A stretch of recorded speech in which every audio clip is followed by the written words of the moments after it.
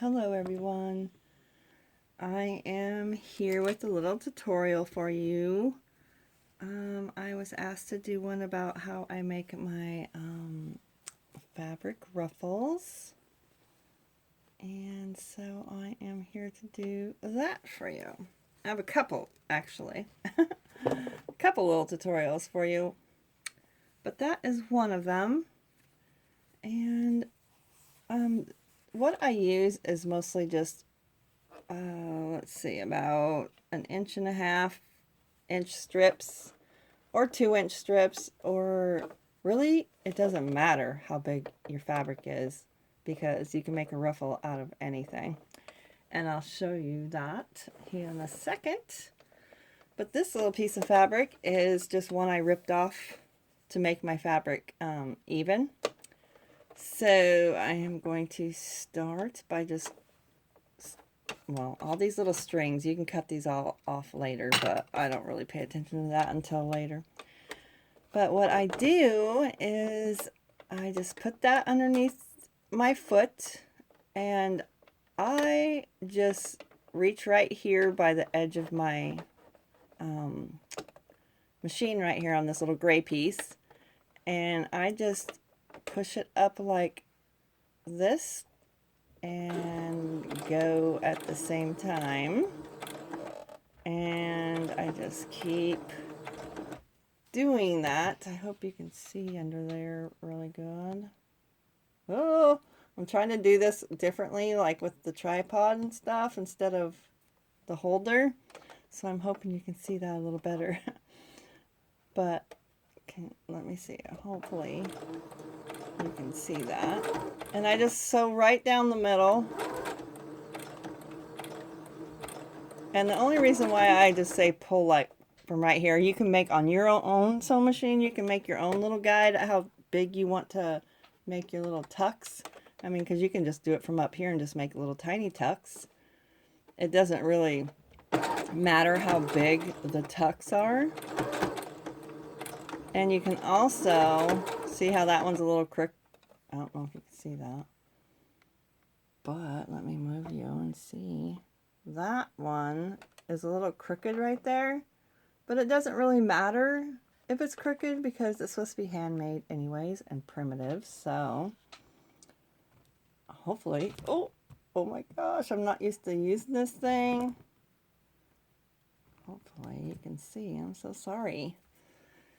I'm going to do this little piece really fast. Oh, also, you can use like your scissors if you don't want to get your fingers up in there. And you can use your scissors to tuck it under there if you want. But I seem to get it more even not using a tool. But you can use, like, let's just say this, my nice old things. If you don't want to do your fingers, you can just use your whole two different tools and do that at the same time. But to attach like a different piece, see, this piece is even wider than that piece, but it doesn't matter how wide your fabric is either. So how I attach it is I just fold it over like so. Hopefully you can see. And I just tuck that underneath there, and I just push it through, and then that just starts a new one. And I just keep tucking until I am done with this piece. And I'll go by this. Here, let me cut this off because this one's kind of long. So, but I want to show you how I attach it to my ruffle that's already done. I just go until it's about halfway through my foot right there. Get that string off. And then I grab my already done roll that I have, which is right here. It's this, I just rolled it up on this little thing I got from this fabric store that went out of business. And I just roll it up on there, and then see, this is the end of it. And then to add that to this, I just, I don't backstitch or anything. I just go a couple stitches into this one. And normally I do yards at a time. I don't do little pieces at a time, but if you wanted to and you had this little piece of fabric laying around and you wanted to just not have it laying around, you can make a ruffle out of it. And then, yeah, it just attaches like that, and then you end up having a whole bunch of different varieties. And right here, you could just cut it off, cut right there, snip the little threads, and you can use this piece. Or if you just wanted to use a half a piece of this, you could just cut that right off and just use that little piece. And then you just got a variety of lovely colors. And then I just roll it up onto my little thing right here, which I did off camera so you didn't have to see that. And yeah, that's how I make my fabric. And I rip some fabric too. If it's too wide, I'll just rip it and add it to it. But I also have another little tutorial for you. Let me move this big old thing out of the way. Oh, this thing is so heavy for me. I gotta figure out a way to actually have that. Oh my goodness, I just moved that out of the way and I was gonna show you. I'll just show you that you can do it with this too. This is a piece of seam binding that I pulled out of my stash, and I don't normally use this, but you can also make your ruffle out of this as well, which I will be doing. Oh my goodness, I'm just going to show you right now. I can't believe I did that. I was going to show you that and I forgot. So let's move this back over here. Put that over there and let me show you. And then you can just add this to your strip of ruffle. Get that out of the way. And let's see. I think this is just like, oh, fumble fingers. This is 1 inch wide and it's tucked over under here. So you could iron that flat and make it bigger, but I'm going to leave it as it is. And I am just going to make a ruffle out of it. Oopsie. Get in there. I'm already crooked, but it doesn't matter. And something, see this little, it's a little harder for me to fold it over, but I'll just take my tool and fold it over. And if you get to where you're too far and you can't tuck that under like you want to, then you can just back stitch a little bit and then fold it over and go from there.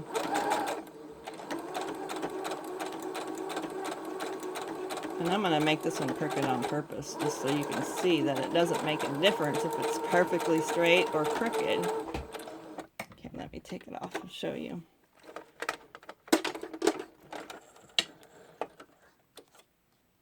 Okay, get this out of the window here. And see, it's still super cute even though it's crooked and off kilter. I super love that. Sometimes I like it better when it's off and not perfectly straight.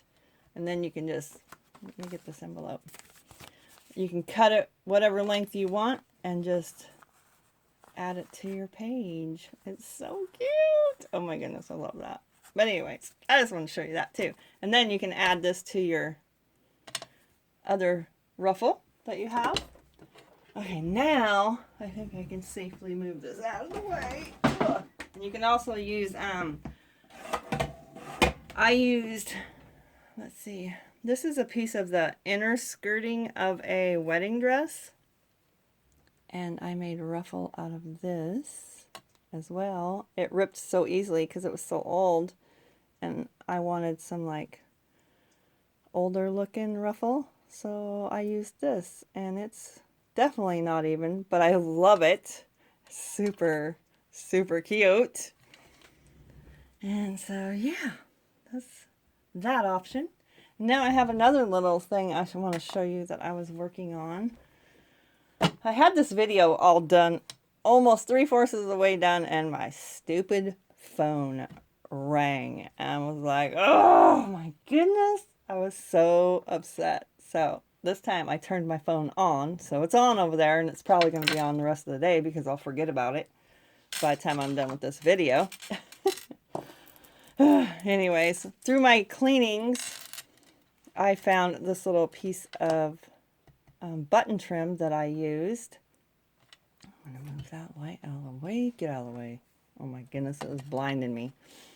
But I made this trim forever ago because I seen the trim that was at Hobby Lobby.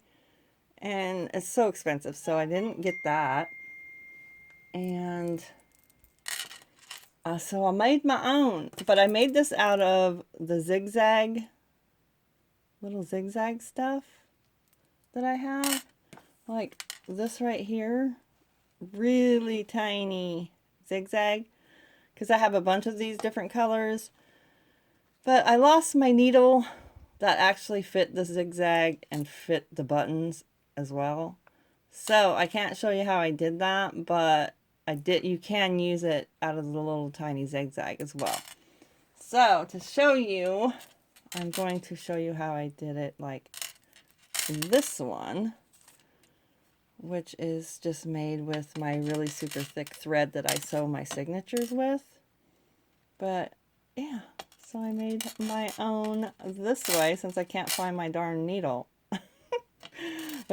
So frustrating. And I also am adding it to this, which you can find this ribbon. It's cotton ribbon at the Dollar Tree. And that is what I'm using for this trim right here. Get that out of the way. And I turn it over on one side. And this trim has like, you can see these little things right here. Focus. Well, I just do it on every other one of these right here. And I use, you can use any old thread you want. If I could just grab it, that would be good. Ugh, I have mine hanging up over. I have mine hanging up right there. So I had to grab it. Okay. And let me see. I tried to keep this needle in this little lid with my buttons. And I use Atlanta. Here it is. I use this little needle threader right here because I hate fighting threading a needle. This kind of, I still fight with this a little bit, but it works so much better than trying to sit there and, I don't know where I even got this thing, but it's a lifesaver. And I just have my thread super long.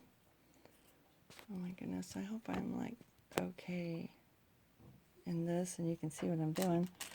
And let's see, I just thread up a whole bunch of needle or buttons and on my one piece of thread like this. This is a good way to use up, I have a zillion buttons. I don't like to use my antique ones because I am a button hoarder. But this is a good way to use up your everyday buttons that you have. And I just get to threading a whole bunch of them like this. Oh, my dog's over there making racket. Seems like either my phone's ringing or my dogs are barking or something crazy. But I won't sit here and bore you with all the button threading. But anyways, I get a whole bunch of them on here like this. And enough to where you know you're going to have enough thread. You know, enough thread on here. And then I just pull the thread all the way to the end. Like so. And I just cut. And this does not have to be like totally perfect. You don't have to have the same amount of thread on each button. But now I just start pulling my buttons all the way to the end. And I just cut, like I made that one way longer on purpose. So you can see that they do not have to be perfectly even. I just start cutting my buttons off and laying them down like that. I'm going to do one more so you can see colored one, you can see it a little better. Like that. And then I'll set that over there and do that off camera later. But I wanted to show you a little bit of this. So there's four different buttons right here on the thread. I hate this thing. Oh my goodness. Next time I do a video, this glass mat will not be here. Okay, let's see here. Get that off there. Then I take my trusty old glue gun here. Maybe if I do this somehow, oh my goodness, I hate that stupid light thing. Get away. But if I don't, then you probably ain't going to be able to see what I'm doing. And I count over 1, and then on the second one, I put a little dab of glue. Oh, that glue is burnt. It's been sitting in the glue gun for a while. And then I just set this. I put my little threads on the glue, and I take this little toothpick thing. I went and got this out of the bathroom because I needed something that the glue is not going to stick to, and it doesn't stick to, it sticks to it, but you can wipe it right off. So these are amazing for little tiny glue things when you want to glue it to it. And that's all you do. You just, well, I just unthreaded that one, so I won't use that one. You just take these, you put your two threads together like that, like so. And then I just take my gun. The reason why I use the glue mat when I'm doing this is because the hot glue, if it seeps through the lace, it won't stick, you know, on the glass. So that's the only reason why I'm using this glass thing right now. Then I count over 2 of those little cute pebble thingies. That's what I call them. I don't know. And then I just pinch my little yarn, dip it on there. And I try to make mine like different sizes. Once the glue is cooled down enough, I just do that. But I try to make them different lengths. Like this one's longer, shorter, longer, shorter, longer, shorter. And as I go down. And then you have your cute little lace. You could also add something in between these if you'd like. I just haven't even tried that yet, but I just now thought of it, that I could probably add like a little fringe or something in between. You can do so many different, you know, things. But yeah, I wanted to show you that that's how I do that. And I'll sit here and probably do this whole row, you know, this whole thing. And it's got 3 yards on there, so I'll probably do 3 yards of button trim while I'm sitting here. Yeah. So I just wanted to share those 2 projects with you, and I hope you have a wonderful day. Please subscribe and like my video if you like it. And thank you so much for watching. Have a wonderful day. Bye-bye.